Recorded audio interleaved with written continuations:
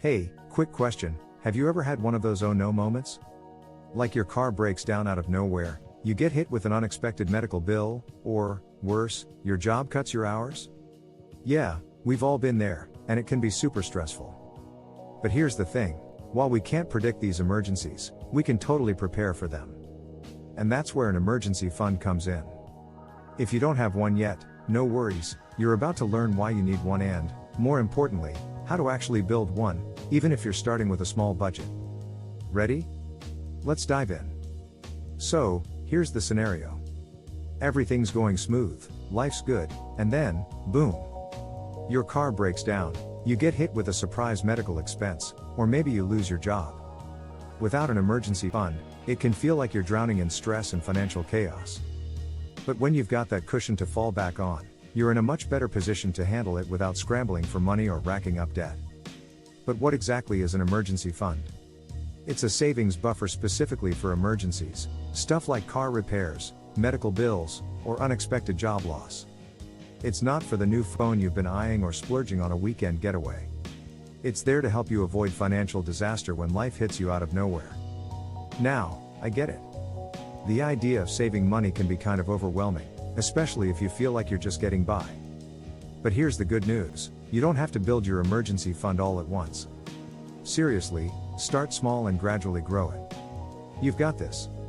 Why do you need an emergency fund? Alright, let's break it down. Why is an emergency fund so important? First of all, life is unpredictable. Things break, accidents happen, and jobs can suddenly become unstable. Without an emergency fund, your only option is usually turning to credit cards or loans. And that's a slippery slope. High interest debt can make a $500 emergency turn into a $1,000 problem pretty fast. Having an emergency fund means you can avoid going into debt. Instead of pulling out your credit card for that unexpected car repair or medical bill, you've got cash on hand to cover it. And trust me, that peace of mind? Priceless. It also gives you peace of mind. Knowing you've got a financial cushion means you can breathe a little easier when things go wrong. No more panicking over surprise costs. And let's not forget about job loss or income instability. If you lose your job or experience reduced hours, your emergency fund will keep you afloat while you search for new opportunities. Instead of stressing about bills, you can focus on what really matters, getting back on your feet.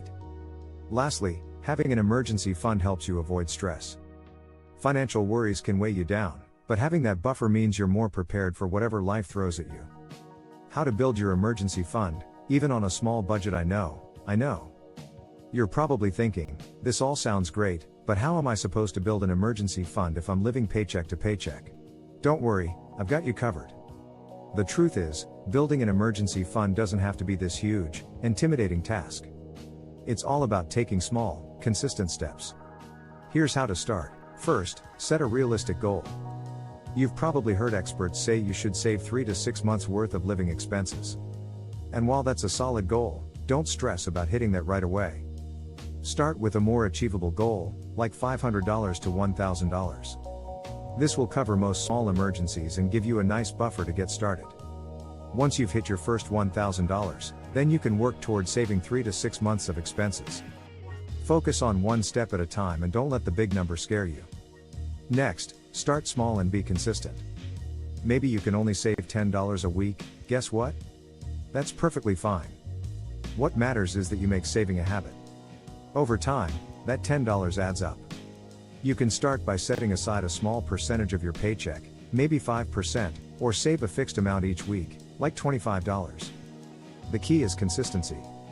Little by little, you'll start seeing your savings grow, and that's how you build momentum. One of the easiest ways to make sure you're staying on track is by automating your savings. If you've got a separate savings account for your emergency fund, set up automatic transfers so you don't even have to think about it. You can set transfers to happen weekly, bi-weekly, or monthly, whatever fits your schedule. This way, your emergency fund grows without you even having to lift a finger. The money just automatically gets taken out of your account before you have a chance to spend it. So, no excuses. Also, don't forget about cutting back on non-essential expenses. Now, I'm not saying you need to stop living your life, but we all have areas where we're spending a little more than necessary. Take a look at your budget and see if there are places you can trim down. Maybe it's cutting back on eating out, canceling subscriptions you barely use, or switching to a cheaper phone plan. All that extra cash can go straight into your emergency fund.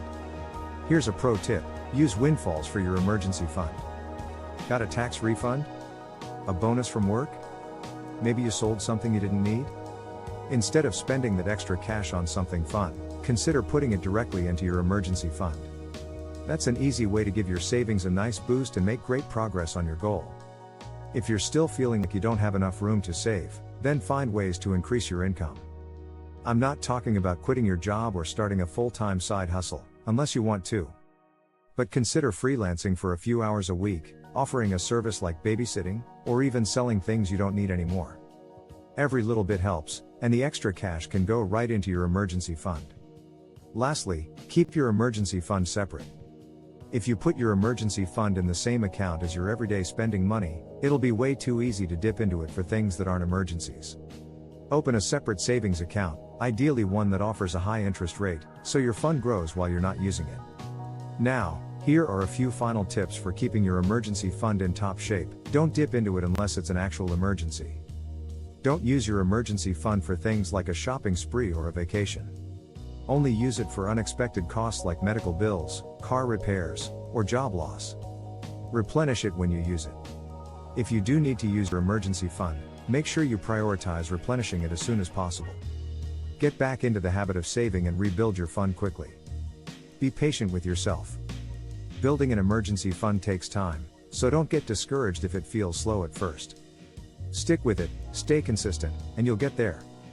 An emergency fund isn't just about saving money, it's about giving yourself peace of mind and freedom to handle life's curveballs without stressing about finances. So start small, stay consistent, and before you know it, you'll have that safety net in place. If you found this video helpful, hit that like button, and don't forget to subscribe for more personal finance tips. And hey, do you have any emergency fund tips to share? Drop them in the comments below. I'd love to hear what's worked for you.